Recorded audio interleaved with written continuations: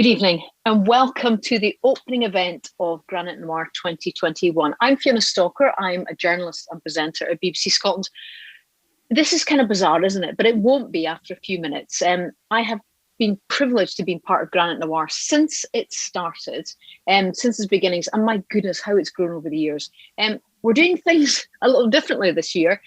Who could have foreseen this a year ago? In a digital format. We're in the midst of a global pandemic and lockdown, but the show will go on, I promise you. All three Aberdeen performing arts venues have been closed since last March. Can you believe that? Seems a lifetime ago. But it was never in any doubt whatsoever that there would be Granite Noir 2021. Now, last year was the biggest and the most successful Granite Noir in its history.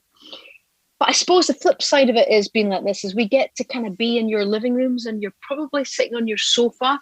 You've maybe been home working all week. So just take a little bit of the weight off, lie back, relax, whatever you want to do. And I think I'm going to limit myself to one of these. I'm not going to tell you. In fact, I'll get to show you what Stuart and Ian are having tonight. But we've got some of the world's leading crime writers with us tonight and over the weekend.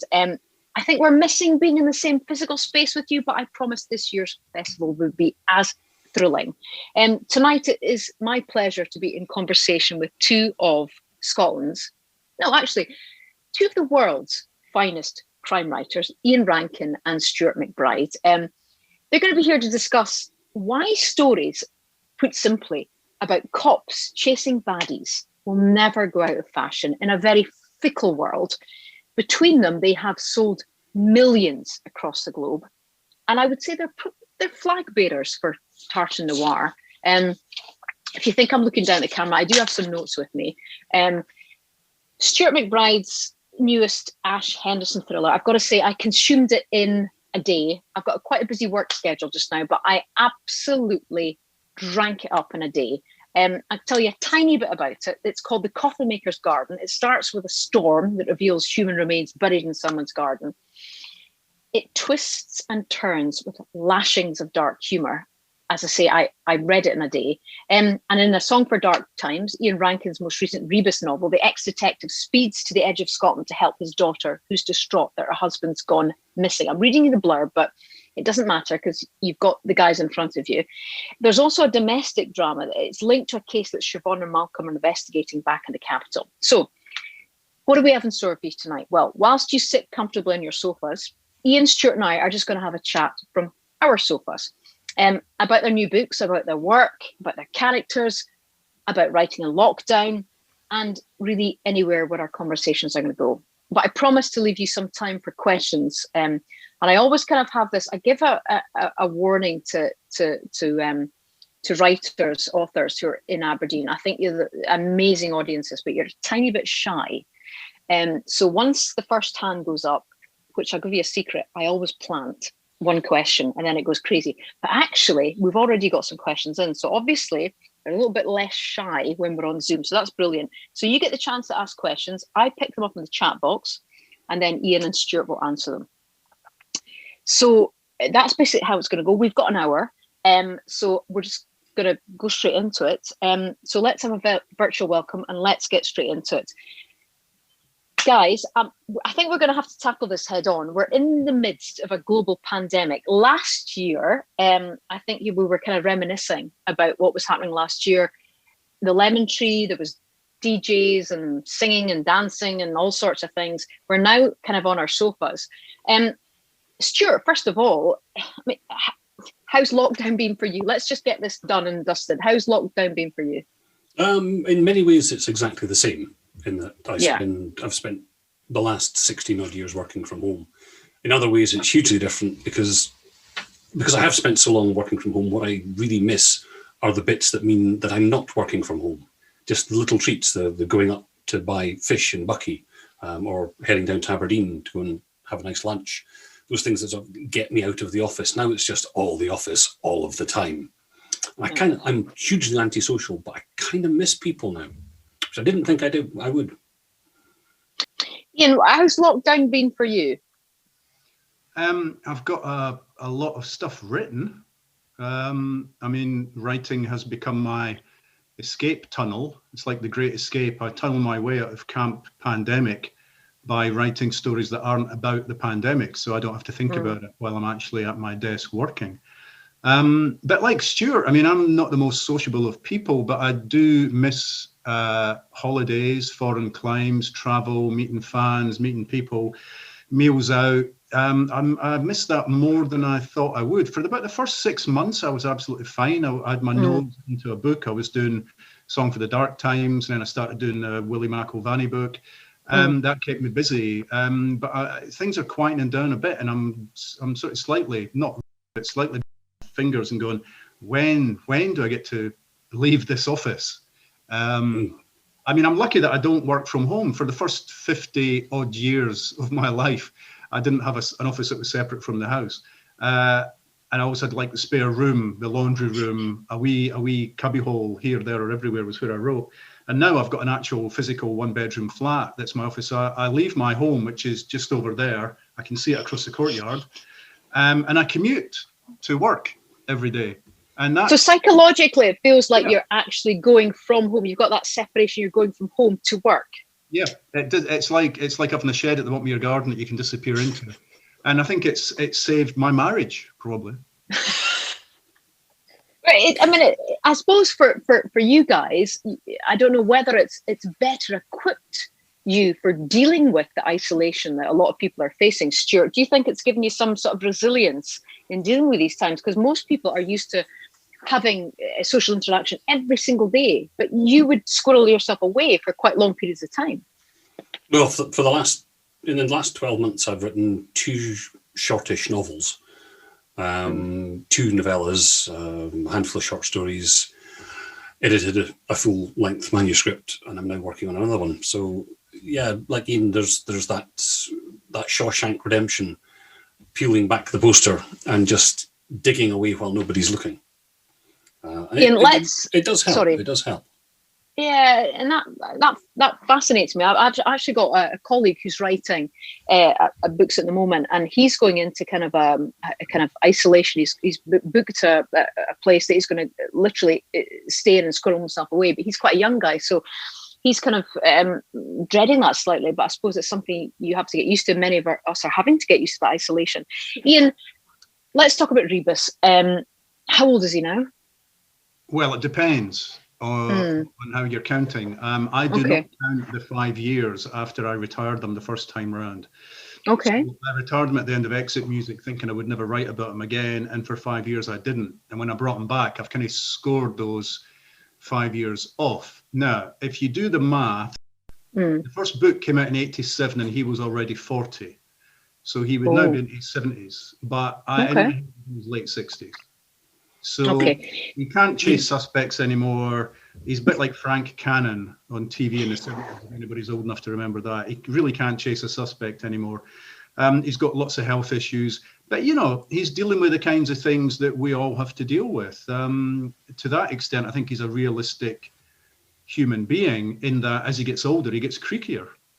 He'd have had his vaccine, of course, wouldn't he, by now? He'd have been in the 70s? He'd been a high-risk group because of the COPD, so yes, he would have his vaccine by now. Yeah, but he wouldn't have had his vaccine because for him, the pandemic is another 4 years off. Yeah. So would you... But now we're getting into TARDIS territory. How much did you miss him in those 5 years, Ian?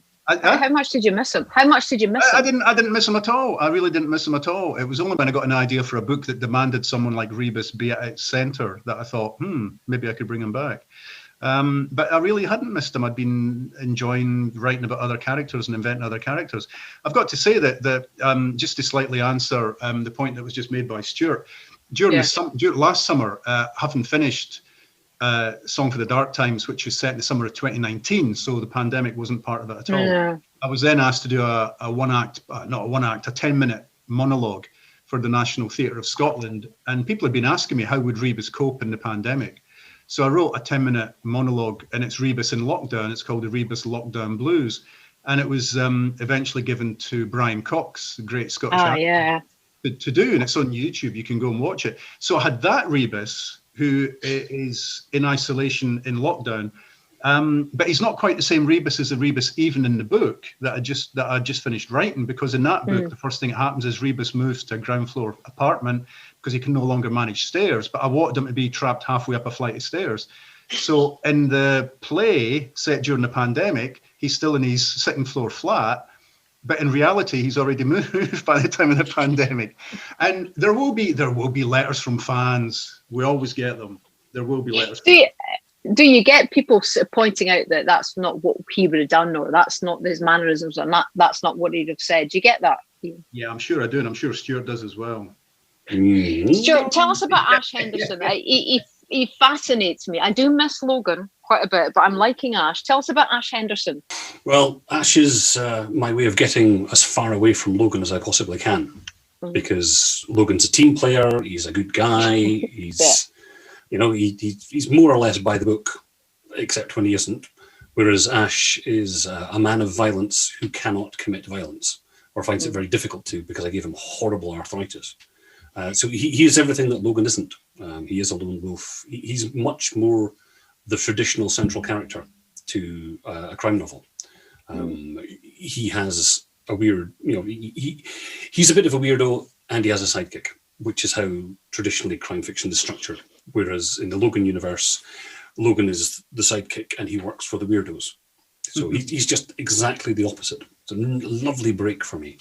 So if you now onwards, when you're writing, Stuart, first of all, will you have to write the pandemic into your novels? So how do you begin to look as writing in the future without reflecting that? Because we're living in a new normal, as we all know.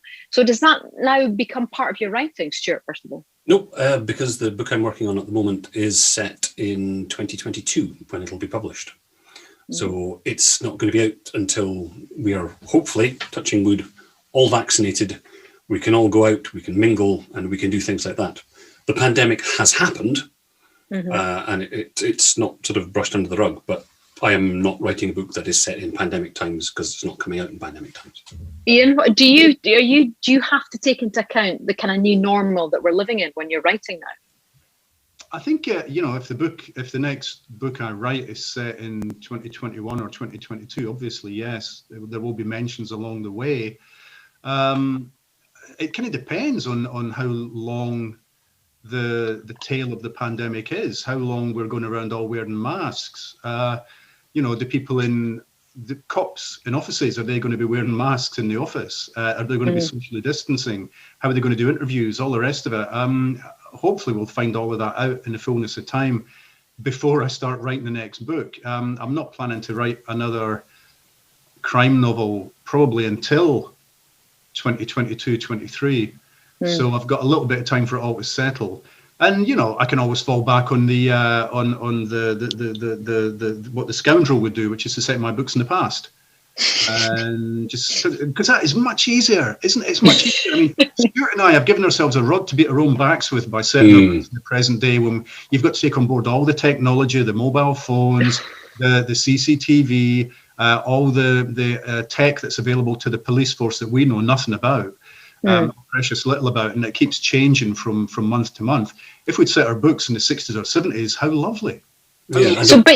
So therefore your research doesn't stop. That must be exhausting, because you will get people pointing out that that's not authentic, Stuart. So I presume you're constantly having to research. Well, Police Scotland keep changing the bleeding ballpark as well, don't they? Flippin' heck. I can't write about Aberdeen for a good year or 2 years. Because they're getting rid of Grampian Police Headquarters finally. Queen Street, and it's all being broken up into different buildings in different places. So to write convincingly about any of them, I'm going to have to actually be able to go to these places and see what they're like. So I think make it up. You could just make it up, Stuart. That's why I have Oldcastle. I just make all of it up. So tell us about Oldcastle. Where is Oldcastle? Oldcastle is sort of halfway between Dundee and Aberdeen. So corporate. It's more from Montrose-ish, but Montrose still exists in my world. So and it is inland from Montrose on a river that doesn't exist. Okay, Ian, do you feel that pressure to constantly having constantly having to be authentic about your writing, constantly having to research. Oh yeah, I mean, I knew that A Song for the Dark Times was going to be set up north. I wanted to get Rebus out of his comfort zone, and I wanted to reconnect him with his daughter, who for years has lived in Tongue, up on the north coast. And so I started writing the book and did most of the first draft, and then as my way of working, then did the research. And I drove up to Tongue and looked around me and thought, no, this won't do. It's slightly too big and too bustling. It's got too much going on. There's too much commerce. There's too much this, too much that. So I basically got back in the car and drove and got to a wee place called Betty Hill and thought, this is much closer to the thing I want. But then I thought, I don't really want to call it Betty Hill. So I came up with the name Never, which is the local river that runs through there. And that became my fictional village / hamlet in A Song for the Dark Times. But I think it's fairly recognisably mostly Betty Hill to those who know that part of the world. But it was funny kind of going up to Tongue, and in my memory of Tongue, it would just be perfect for my needs. And when I got there, I thought, no, it's got a police station, it's got a hotel, it's got this, it's got that. And I thought, I want my place to be smaller, more confined. So it didn't quite do. But I did all the research. I was lucky. I did that trip in February last year and got back to Edinburgh and thought, right, now I can start the final draft, the third draft. And then the lockdown happened. So the one piece of research that I physically couldn't manage, because I wasn't allowed to go more than 5 miles from home, I couldn't go to Edinburgh Airport to check out where the car rental desks are and how you go about renting a car and where the car cars are kept. That is completely fictitious in my book. And I'd left it to the end of the research thinking it's the easiest thing to do. I'll jump on a tram and go to the airport and walk about and find out where the car rental places are. So that bit is completely made up. And that's a bit I'm going to get letters about, I'm sure. Because the rest of it is meticulously researched. You were fairly non-committable about where the car rental places. I mean, you do gloss over it. Over there, somewhere in the car park. There's cars and people hiding cars. Look, they have wheelie cases. Look, it's authentic. Let's talk about the... Sorry, Stuart, on you go.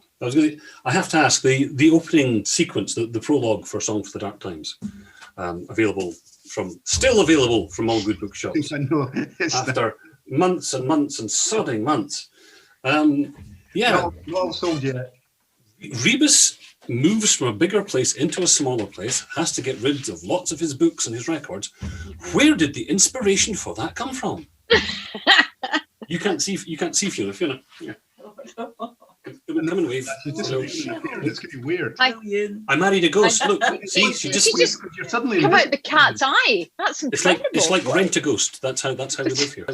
Such a strange thing, that effect. You've got that green screen effect. That's so weird. Beautiful. That's actual size. Behind me as well. Yeah. I've actually got the washing hanging up, and that's just a green screen.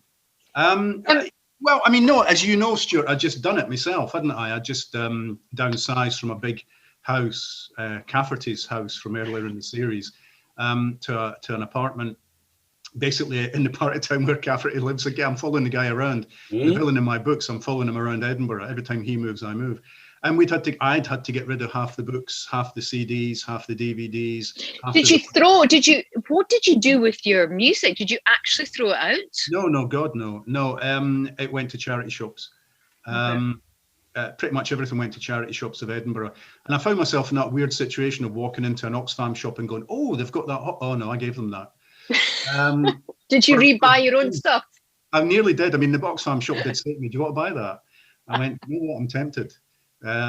It's awfully dear. Did I really give you that for nothing? But yeah, it's cathartic. And during the first lockdown, the next thing I did was to actually alphabetize my LPs, which I have never done in my life. So I spent a half a week, and the CDs actually. So the LPs and the CDs, not the books. The books are still scattergun approach. But yeah. Okay, here's a question. Did you do it by the band's name or the song name? No, people have said that. Did you do it by T for this? So the Beatles would be under T. No, that madness lies. In fact, they'd be under M. But I did do it as kind of mostly rock, then all the jazz together alphabetically, then, soundtracks and classical. Folk and rock and pop are all in together. It works. I mean, you know, I can lay my hands on my Doctor of Madness LPs just like that. I'm glad. We've gone down a rabbit hole. Now, it's the title of the event, the Police Procedural is Dead, Long Live the Police Procedural.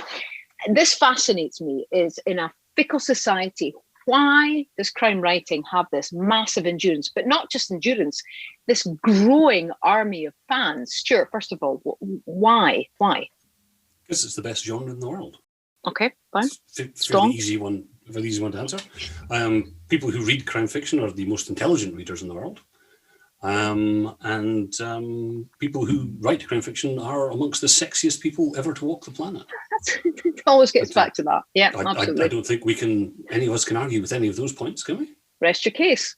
Well, to be more serious, ever since we lived in caves, we've been telling ourselves stories about the things that society are scared of. And that's what crime fiction does. It still does it today. If you look at the trends that go through crime fiction, it tends to be the things that society is afraid of are the things that crime writers write about. That these are the things that we explore. It's not only incredibly contemporary; it stretches way back into the prehistory of our species. That's Ian, dull. I think it's fascinating, and I know a lot of people in times of severe stress find their comfort in crime writing, and I find that really interesting. That it's almost a comfort zone for people. Ian, why do you think it's got this enduring appeal? Well, let's break it down a little bit, because we're talking about, you know, this was a theme that I'd been talking about with the organisers of the festival, about the fact that the police detective as the main character in crime fiction seems to be disappearing fairly quickly. The kind of series character seems to be less popular than they were, or fewer writers are doing it than did it previously. And what we're getting now is a lot of psychological thrillers, domestic noir, standalones, etc. And fewer, I think, of the kind of actual cop. And I'd started to wonder if that was part of people starting to realize that the cops aren't always the good guys. I mean, we've certainly seen it in the States. Crime writers in the States, the US, are now being asked by readers, look, we're looking at Black Lives Matter. We're looking at cops beating the living daylights out of black people and killing them. How can you justify making the uniformed cops the good people in your books? And it's an awkward question. I mean, it's an interesting question, but it's an awkward question. And I think we've got to come up with a defense for that. And, you know, I'm lucky in a way that Rebus is no longer a cop. But also most of the cops that I meet, and I'm sure Stuart's the same, we tend to meet the good cops. Yeah. You wouldn't meet the bad cops because the bad cops aren't going to want to talk to you. So is it becoming less kind of black and white then, in terms of more nuanced about how the police are portrayed in crime novels then, Stuart? Well, it's also, I know that there are bad apples in the UK, if we want to put it that way, because as Ian says, both he and I know lots of police officers who would never do any of the things that we see in the media. Whereas in the US, I think the FBI have been warning for years that white supremacists have been infiltrating US police forces.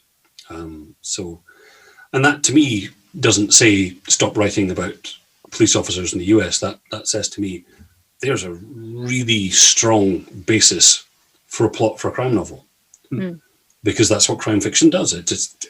People are now afraid of the police in America because they can tear gas you, they can kneel on your throat, they can shove you over when you're a 72-year-old man, so you crack your skull open. These are the things that society are now becoming afraid of, and it's really, really quite sickening that that's the people that we look to protect us are now the people that so many people have to be afraid of. And do you think, Ian, that's going to change how people write then, how crime writers write? Is that going to change then? The way the society is looking at police and law enforcement. Ian, do you think that that's going to change how crime writers are going to write then? I don't know. I mean, I think, you know, crime writers write what they want to write. A younger generation have come along who want to write thrillers or twisty plots with unreliable narrators and no police involved at all or hardly at all, kind of psychological thrillers. you know, if that's what you want to write, that's what you write. I like my police detective as a character, mostly because he or she is a useful means of looking at every level of society from the top to the bottom, because they've got a backstage pass. You know, Rebus and Siobhan Clarke and Malcolm Fox and the rest can be talking to the politicians and the bureaucrats and the CEOs and the dispossessed and the disenfranchised. So I can actually look at society from top to bottom using one character in a way that, you know, isn't available with many characters, many types of character in fiction. So that's what I like about it, is the fact it gives me that depth and breadth for the kinds of books I want to write. And I think my books can be, they're not always, but they can be political. And I think it's, you know, it's useful to have someone like Rebus there to be my spokesperson and to do the digging on my behalf and also on readers' behalves. I mean, by the way, the stuff that Stuart was talking about can happen here as well. I mean, we saw it in Kirkcaldy and Fife with Sheikh Bayou that police managed to kill an unarmed black guy a few years ago, and there's an investigation now of what looked clearly like a bit of a cover-up. So the potential is there for us to write these books also in the UK. I mean, there are stories in the media regularly about serving police officers who've sexually assaulted people, etc., who've coerced them, who've manipulated them in some way. All those stories are available to us if we want to do it. Stuart, in Coffinmaker's Garden, you write a scene where a woman, I think it's at a book club, is ranting about how people can enjoy a book that's about the murder of children. Do people say that to you, or do you question that yourself? I find that fascinating. Well, if you can remember at the very start of that scene, the Ash comes into the book club and sees that it is a very dark cover with a crumbling warehouse on it, and the author's name picked out in big yellow capitals. Oh, he's leaving. Okay. On, just chat. It's okay. So he'll be back. It's fine. He's coming back. Left his granny's shawl in the back of the chair there. If everybody I know. It's nice though. Oh, he's back. Yeah, but it's disappearing into your green screen. There you go. That's better. Granite. That's your first book. And then a big chunk of the complaints that are then raised by the members of the book club are things that were said about this book. So, for example, somebody calls it sickeningly, cynically offensive. And that was my review from the Glasgow Herald. Because, so yeah. So I proceed to have a lot of fun with that, because that's set on Butte. Because obviously Ian and I went to Butte Noir last year, and that formed part of the research for the book. Was that not last year? No. Was it the year before? Yeah. Which you've been back many times to do your plumbing. I know. Oh, I meant to wear my T-shirt. I went to wear my Ian Rankin plumbing T-shirt tonight. I forgot. See? Okay. Talking about festivals, and this interests me a lot. And we were speaking earlier on, and we had a chat with the chief exec of Aberdeen Performing Arts, who's behind the whole Granite Noir thing. There's a couple of book festivals on tonight. There's this one, and there's one in Paisley. Now, at book festivals they were just smashing it out of the park in Scotland, and they were thriving. What has the pandemic done to book festivals? And I think there's the fact that people can join from anywhere, and there are people all over the world watching this tonight. But then you lose the other side of things. You lose the income, and you lose the kind of closeness of being in an event like that. Stuart, what do you think this has done to book festivals in Scotland? I don't think we're going to find out till next year. The Edinburgh Book Festival is moving mostly online. With some events happening at the art school, and I have spoken to several people who are thinking that that's just how it's going to be going forward, because it's so much cheaper than to take over Charlotte Square and put up all the tents. And I would hate to think that that's true, because the book festival in Edinburgh is just it's a tent pole that a lot of culture hangs off of, and I think I'm hoping what will happen is that a lot of people will now be able to attend book festivals that couldn't before, because, for example, Granite Noir, it's free, it's available on the internet, you can watch it anywhere in the world.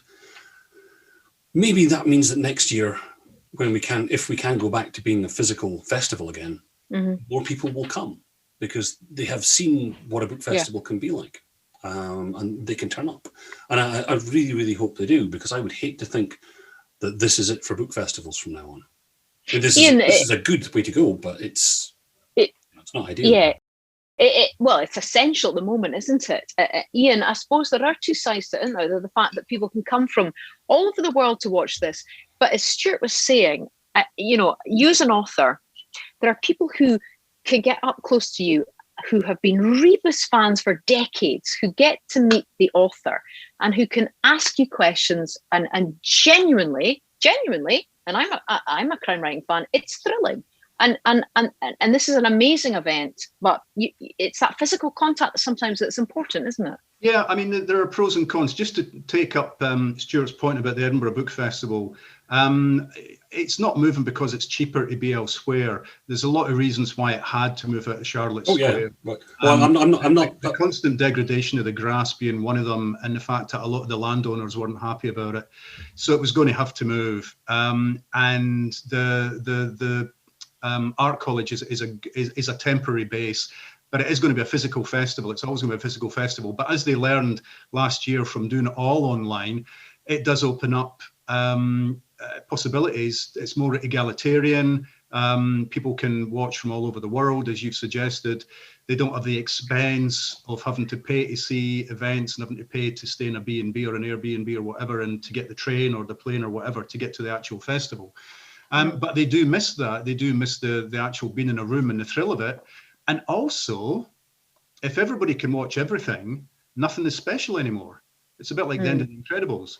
If everybody's a superhero, nobody's a superhero. And you miss that, because when people are at an actual live event, they're hearing something that isn't going to be repeated anywhere else. It's actually happening. But, all this stuff gets videotaped and eventually goes out on YouTube and stuff, and people pick up snatches of it and put it here, there, and everywhere. And everybody hears all your stories all the time. And then you've got nothing left to tell to the next audience. And also, I mean, and a completely venal, and of course, Stuart wouldn't say this because he's not venal, but I am.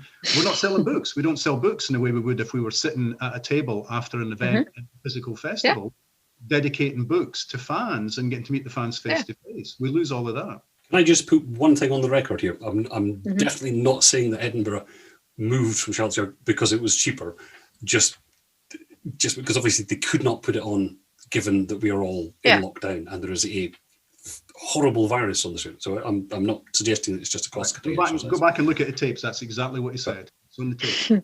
But I'm sure we can edit that. I would also say, extending on from what Ian was just saying, one thing that's really different doing events like this is that if Ian and I were in front of a live audience, as we usually are, we would be playing for laughs a hell of a lot more. This would be a much funnier event because we would be getting that feedback.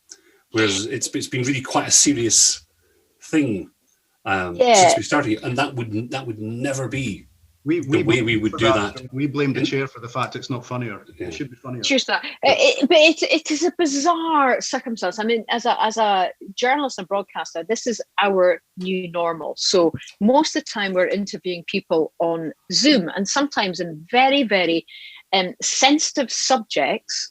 And that's really hard if you can't see people's body language. I mean, we get that. So normally we would be sitting on a sofa, in the lemon tree, and you could see when someone's picking up their cue. You could look at someone in the audience, and it's a really strange new normal that we're all working in. I mean, I do think that during the pandemic, publishers, writers, bookshops, and literary festivals, adapted very quickly and adapted well. Yes. Very much so. We indie bookshops, they were cycling. We're getting the bicycle, and they would bicycle the book to you if you'd ordered it from them. Or they were opening their doors and you could go along and pick it up at the door. Publishers made sure that books were still getting published. Readers were desperate for books. Book sales actually seemed to go up during the pandemic. And the threat that Amazon was going to take over everything, which was a very real threat, didn't quite come to pass because the booksellers and the publishers and the readers didn't let it happen. Readers suddenly decided they wanted to hang on to their wee indie bookshop in their town, in their main street, and they were determined not to have it go to the wall. And so there was more support. And I saw it with lots of industries. I saw it with restaurants and people, buying vouchers for their favorite restaurants just so they would have some income. When restaurants started to take away food, people going in droves to get takeaway food from the restaurant just to keep it above the waterline. It was a victory for the community. We saw it as a community thing, and it was a really positive thing about the pandemic, was that coming together like that. Listen, guys, I've got questions coming in, so I'm going to loads of them. So I'm going to try and get through some of them. Serena said, "Are you being drawn to write about murders aided or triggered by a lockdown type of environment?" Stuart, do you want to take that one first of all? No. Okay. That was nice and simple. Do you want to expand on that? No. So that does that not appeal? Let me tell you, early on in the first lockdown, when you were allowed to go out for an hour's exercise a day, my wife and I got our bicycles out for the first time in like 20 years and cycled down to Princess Street, because we thought we'll never get the chance again to cycle along a completely empty Princess Street at 5 p.m. on a Friday evening. And it was literally completely empty. And as I was cycling along, looking at all the boarded up windows of the 5-star hotels, I was thinking it would be a really phenomenal setting for a story. It would be. And a movie. Imagine a kind of heist type thing happening, jewelers shops, hotels, whatever it happens to be, people just doing a heist. But I think, as Stuart has kind of suggested with his answer, I'm not sure there's going to be an audience. I'm not sure people are really going to want to read about the pandemic for a while. And also, I think crime fiction is at its best if it's dealing with something momentous events. It's at its best when the dust has settled. And I would give as evidence of that the Troubles in Northern Ireland. During the Troubles, almost no crime fiction coming out of Northern Ireland. When the Troubles settled down a bit, suddenly an explosion, of crime fiction to try and explain what we've just come out of. And the same thing is exactly true with crime fiction. So it's too soon then. Africa. It's too soon then. We're almost like, is it like a collective trauma, or is it just too soon to be writing about this? Tell us about Africa, Stuart. Are you sure? Yes. Well, I was just backing up your point. It's exactly the same thing. It seems to be that when society lives under the threat of actual real violence all the time, it's too close to it to start writing crime fiction that explores it. Leslie in Aberdeen says, I'm sorry. No, you go on. This is the thing about being in the same room. Leslie in Aberdeen says, are settings in place as important as character and plot for police procedurals? If yes, in what ways, Stuart? Settings in place. Not just police procedurals, all fiction. If you think of fiction as being a stool, it has to have the legs all at the same length. If that not, kind of it wobbles. Yeah. Well, it depends what kind of books you write. We can both think of several books that would definitely class as that kind of stool. But everything has to be balanced. If it's all about dialogue, and then that leg is too long and you lose out on place and setting and character and plot. If it's all about plot, then you miss out on character and places. It's a balancing act. All fiction is a balancing act. Ian, everything deserves the same amount of focus. The thing I love about crime fiction is that the setting becomes almost a character in itself. I think it's true. I mean, if I want to learn about a culture, a city, a place, and its people, I will always go to the crime fiction that's set there, because it will almost be like a gazetteer. It will give me a history of the place, something about its culture and its art and its history, the food, the drink, the people, their philosophy of life, their politics, the kind of society they live in, the problems they've got. All of that I will get from one slim crime novel in a way that I wouldn't get from any other kind of fiction. So as Stuart said, why would you want to read anything else? It is the complete package. It can be escapist, it can be confrontational, it can be political, it can be apolitical, it can be historical, it can be ahistorical. It can be anything you want it to be. If there's any kind of book you want to read, there will be a crime book out there that will satisfy that need. Ian, just come in from Doug in Toronto, actually. Do you have an end in mind for Rebus? No need to give any details. Is he mortal after all? Oh, he's mortal. In my mind, he's mortal. Whether I'm able to write about his death, I don't know. And as we know, no detective worth their salt in fiction is actually as mortal as the author who created them. So we're still getting Sherlock Holmes stories, we're still getting Miss Marple stories, Poirot stories, you name it.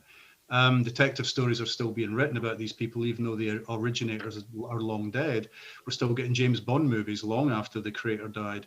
So it might not be up to us. It might not be up to the likes of Stuart and me as to whether our creations keep going or not after we're. And even if they die, you can bring them back to life. So I could write a novel in which Rebus dies, and someone could blithely bring him back to life. Interesting, because you touched on it. I was going to ask you about this, Ian, because you're writing another detective book, finishing the manuscript written, of course, by William McIlvanney, the kind of godfather of Tartan Noir. How did that come about? Oh, geez. I'll try and keep it quick. I mean, just towards the end of writing Song for the Dark Times, so it was April, May of Lockdown 1, I was approached by Canongate Books. They said, look, Willie McIlvanney's widow, Siobhan, has given us some notes and scenes that he'd written towards a book he was planning to write, but he never quite got around to it before he died. Will you look at it? And I said, well, I'll take a look. So I looked. It was an extraordinary thing to get 100 pages of her typing of his handwritten notes. And it was very moving and very powerful. It wasn't just plot and it wasn't just character. It was also his insights and how he was feeling at the time and politics and this, that, and the other. And I said to Canongate, I said, yeah, you could get a book out of this or a novella. You could get something out of it if you did X, Y, or Z and you had this happen and that happen. And they came back to me and said, well, Siobhan would like you to do it. And I thought, I mean, it was a huge responsibility. But I'm a complete fanboy when it came to Willie McIlvanney. He was a vast influence on Rebus and on me. So I wanted to, I thought, well, I'll give it a go and I'll see how I get on. And it was very important to me that it be Willie's voice and Willie's characters and Willie's Glasgow that people were reading. They weren't reading Ian Rankin's take on it. So I read and reread his books, and I did my background reading because the book is set in 1972 Glasgow. I was 12 years old and grown up in Cardenden and Fife, so Glasgow was an unknown quantity to me. And it was a prequel. So it was like, one of Laidlaw's first cases. But I did it to the best of my abilities, and Canongate showed it to Siobhan, and she wrote me the loveliest handwritten letter saying she could hear his voice throughout, and it was as if he was in the room with her. And I just thought, well done. Will you do more? That was as much as I wanted. And hopefully it will introduce a new generation of readers to the delights and the power of William McIlvanney. And will you write more? No. Okay. It's done. Although it was How did you have to write about, CCTV and mobile phones. It was lovely not to take on any of that. Oh, I can only imagine. Stuart, Vicky's asking in Aberdeen, how do you get the violence and the murders out of your head after writing it all day? Well, I'm just making this stuff up, so I'm not actually. It's not actually you. To me, no. And I think Val McDermott also says that when we write these scenes, we will. It can take me 3-4 days to get it just right, so that the words are perfect and the sentences are structured the way that I want them to, so that they convey the meaning that I want and that they make the reader feel the way I want the reader to feel. You could read that section in 10-15 minutes. So the experience for the reader and the writer are very, very different things. For me, it's about how do I get you to feel these things. Hopefully for you, it's woo. And Steve is asking, would Logan and Rebus work together? Nice question. Stuart? I think Rebus would worry Logan an awful lot, and I think Logan would probably bug the living hell out of Rebus, but not as much as Tufty would. I think that would come to blows at some point. Ian, could they work together? Okay, it's one of these conversations that crime writers always have when they're drunk in the bar at crime writing festivals. I'm always saying it would be great if my guy and your guy got together and did a case, and then in the cold light of day the next day over our kind of slightly greasy fried breakfast in the hotel, we say, wouldn't that be stupid? What a stupid idea that would be. Don't you miss those greasy fried breakfasts? I mean, how do you divvy up the work? How do you divvy up the work? I did a short story once for a collection of short stories that coupled crime writers, And I had to have Rebus work with Roy Grace, Peter James. Oh, wow. Set in Brighton. So our first problem was, Oh. how the hell does an Edinburgh cop and a Brighton cop end up working together? That was problem one. And once we'd solved that, it was actually fairly straightforward, but that was tough enough. Yeah. And so, yeah, it's one of these things that sounds great. It's like crossovers, Marvel and DC universe. No, this stuff should be, these characters, no. No, just no. And Barbara's asking, do you watch any Nordic noir box sets? What's your favorite and why? Because always, people always have that conversation about the similarities between Scandinavian noir and Tartan Noir. Stuart, Nordic box sets, do you have time? Are you doing? No, not really something that floats my boat, to be honest. Do you read Scandinavian Noir? I do some, but when it comes to television, I prefer my television crime to have a little bit more wit to it. And I know that in Scotland, Tartan Noir has a lot of wit. Black humour, yeah. Ian, are you a Scandinavian Noir fan? I very seldom watch television, and during the lockdown, my wife and I did start to watch binge watch stuff. So we did, we did Last Tango in Halifax, which is not crime, it was lovely. We then went to Broadchurch. I'd never watched Broadchurch. So we did season 1. And what did you think? It was okay. I thought the ending was ridiculous. It was like they just decided, oh, it's you did it. And because of that, I didn't watch any other seasons. Then we turned to The Bridge, which again, I thought was fine, a wee bit far-fetched. And then at the end, I thought, this is completely ridiculous. And I didn't bother watching seasons 2 onwards. And then we've now turned to Call My Agent, 10%, which is about French TV and film agents, which is a lot of fun. So we're doing a lot of binging, but not much in the way of Scandinavian Noir. And yeah, what Scandinavian Noir did, and it is changing very quickly. But if you're talking about the Jo Nesbø style Scandinavian Noir, what it did was take it plucked all the kind of most rococo elements of people like Thomas Harris with Hannibal Lecter as your serial killer style-y, and big Hollywood blockbuster films, and then sort of put them in a blender with a bit of Scandi bleakness and snow, to create something that was kind of hyper ultra not realized. It wasn't very realistic. There's one scene in a Harry Hole book where he has his throat slashed, would you believe? He has his throat cut. Mm-hmm. So he runs back to his hotel room and gets a sewing kit and sews himself back together again. And I thought, if that was Rebus, he would go to hospital. If that was anybody, they would go to hospital. And that was the point where I thought, no, come on. And also, if you're a serial killer who wants to succeed, don't plant snowmen outside the victims' houses as clues, because you'll get away with it for a lot longer. But I do think the kind of younger generation of Scandinavian crime writers who are coming along, a lot of them published by Arenda Books, a fantastic indie publisher in England, from all over, from Iceland and here, there, and everywhere. They're writing books that are possibly more domestic. They're more realistic. They're quieter, more like the kind of Maigret novels in some cases than a big Hollywood blockbuster. And I think all the better for it. It's interesting. You talked about younger writers there. The thing that's always struck me about crime writers, and I've done loads of literature events with different genres of writers, is I think crime writers are very generous in terms of supporting younger writers and writers coming into the industry or whatever it says. So I don't know, it's a sense of that there's enough readers to go around. I worked my socks off to try and stop Stuart getting published. Well, to be honest, he's never said a nice word about any of my books. Apart from you two. I think you're being a bit modest there. I think you're very supportive of writers coming into the genre. Unless they're writing about you are. Obviously, yeah. No, I mean, it's a small world. It's a very small world. And I think you're right. There's it's not a chip on the shoulder, but the fact that for a long time, crime writers were not invited to the literary festivals. Why though? Why?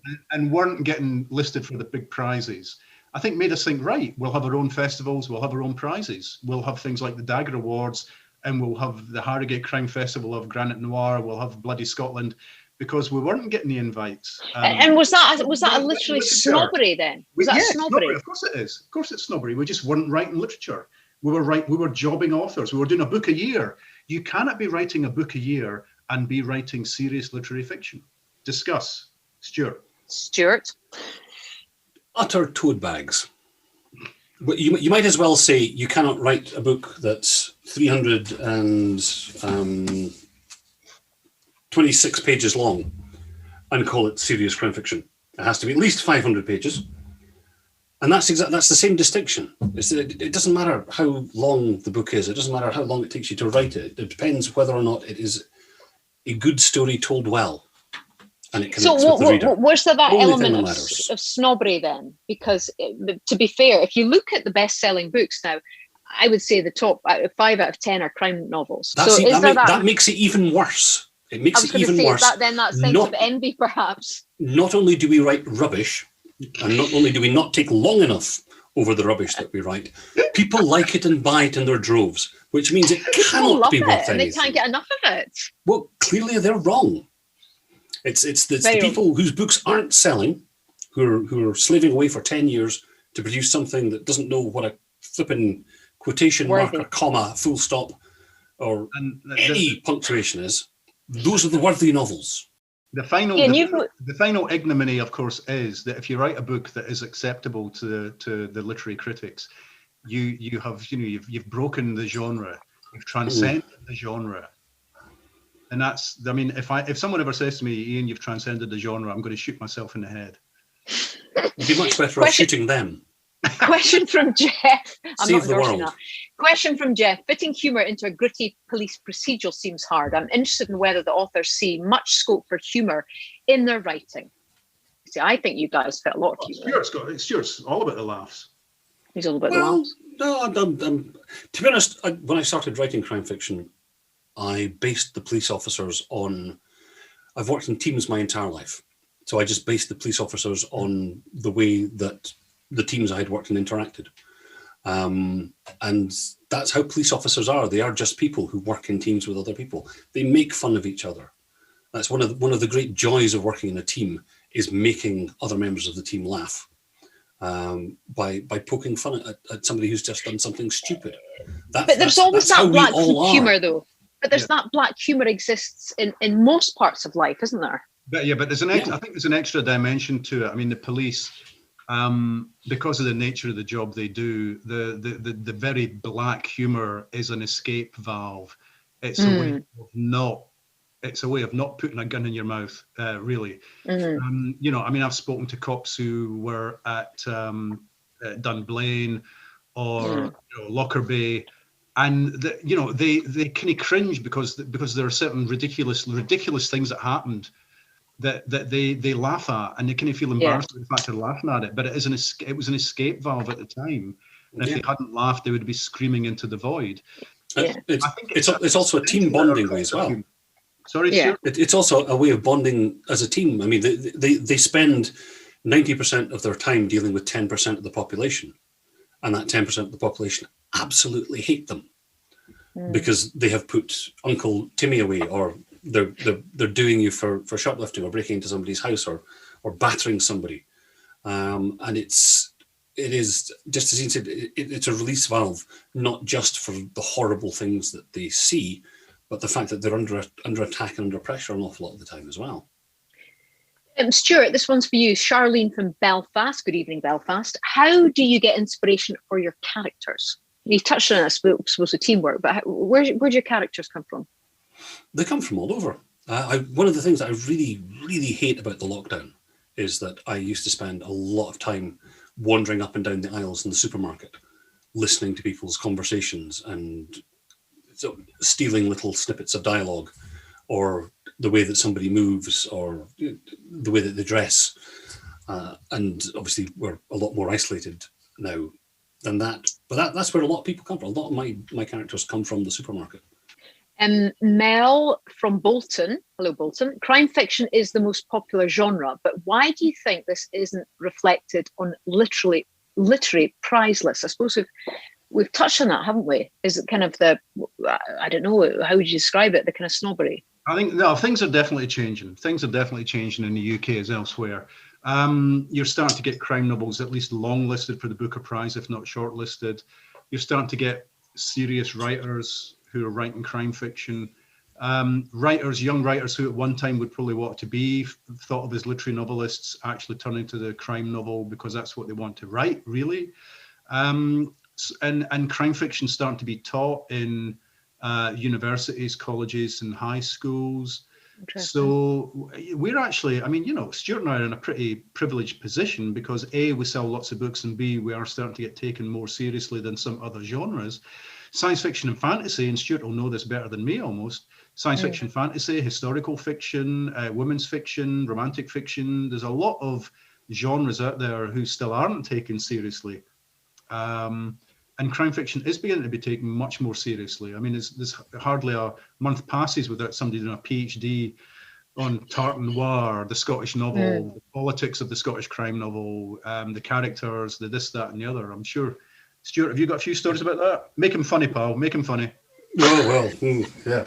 Well, I'm going to be serious instead. I think one of the reasons that crime fiction is beginning to be taken a lot more seriously at these kind of prize giving things is that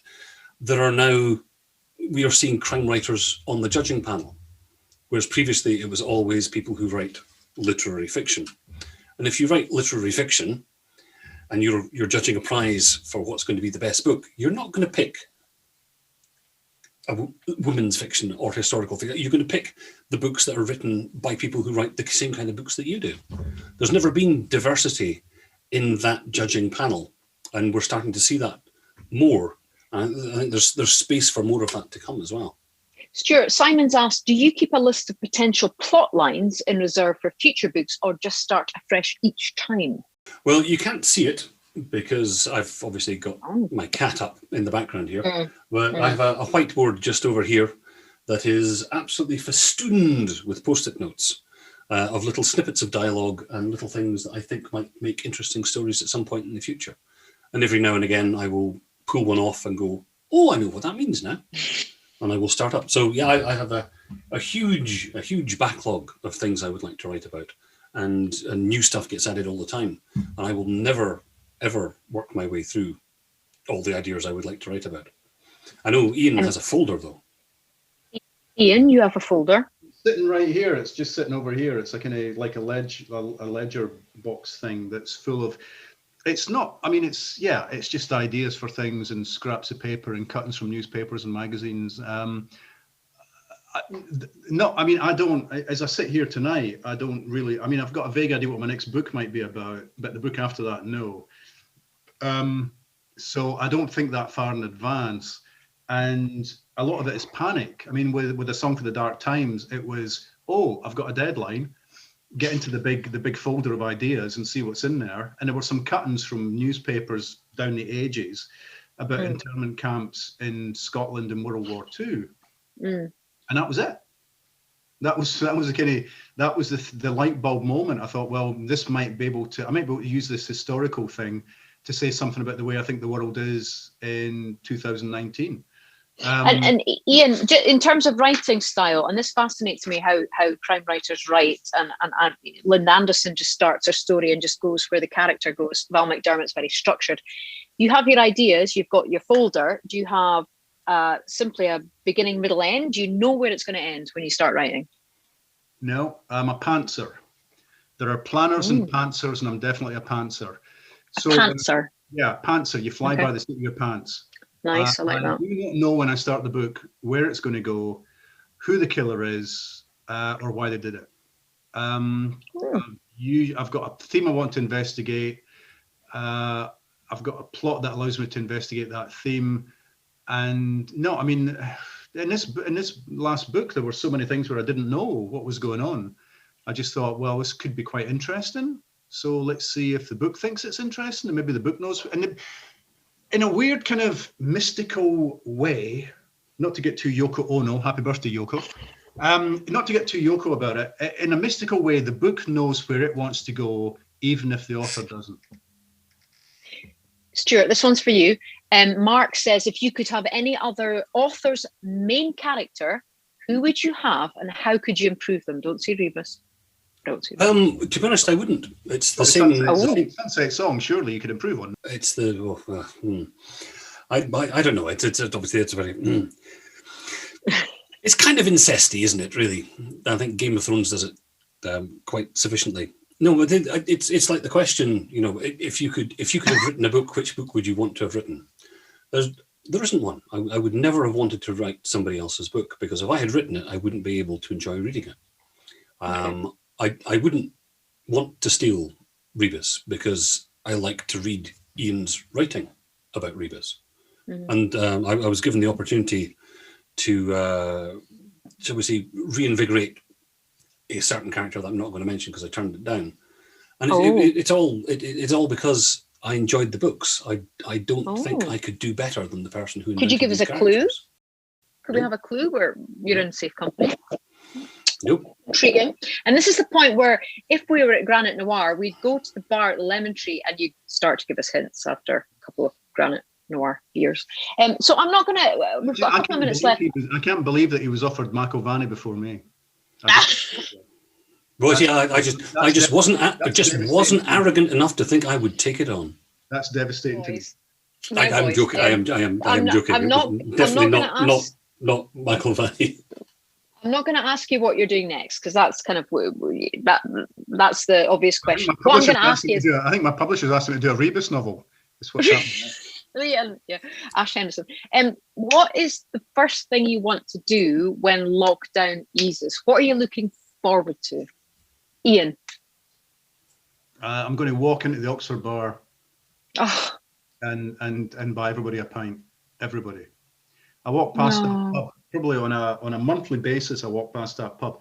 On my 60th birthday last April, during lockdown, my 1 hour of permitted outdoor exercise, I put a glass and a can of beer in my pocket, walked to the Oxford bar and stood outside the locked bar and poured myself a pint and drank it.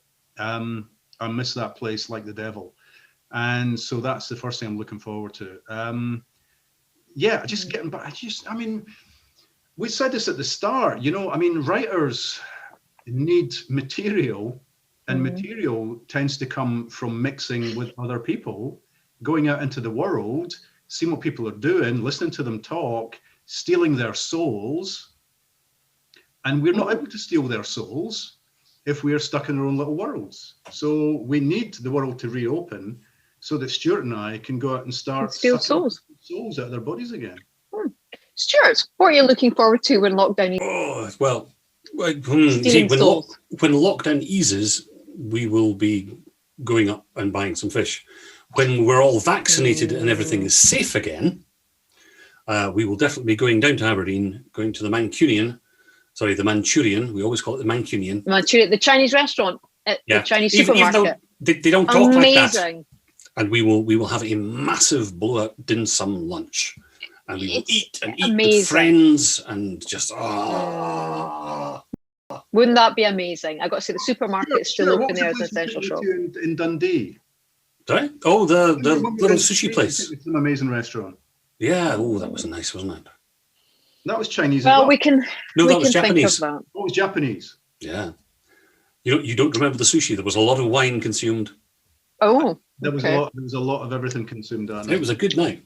And souls sucked or souls stolen. I woke up 3 days later in Singapore with a tattoo and a beard. Oh, fantastic! What a night out that is! It's like a newsroom night out. Anyway, guys, I'm conscious that we've gone slightly over time. I'm looking forward to being in Granite Noir next year, hopefully in the Lemon Tree and other venues. I just want to say a huge thank you to all of you who are sitting there on your sofas. Thank you for joining our chat. A massive thank you to Ian and Stuart, and also to all the organisers at Aberdeen Performing Arts who put on an incredible festival, which is on over the weekend. I'm just going to read this stuff out because I need to do that, because the Granite Noir book partnership is Waterstones. You can buy the books on their website. Do go to that. But there's an enormous amount of stuff on over the weekend that you're going to love. If you're crime fans, and even if you're not, it's an amazing event. So go online, visit the website, and book yourself in for some other sessions. I just want to say a huge thank you to Stuart and Ian for being part of tonight's chat. There's loads of stuff on. Have a very safe and relaxed weekend. I do hope you're having one of these on the sofa, and join the rest of the events. Keep reading, keep enjoying, and hopefully we'll be in the same room next year. I look forward to that. Thank you and good night.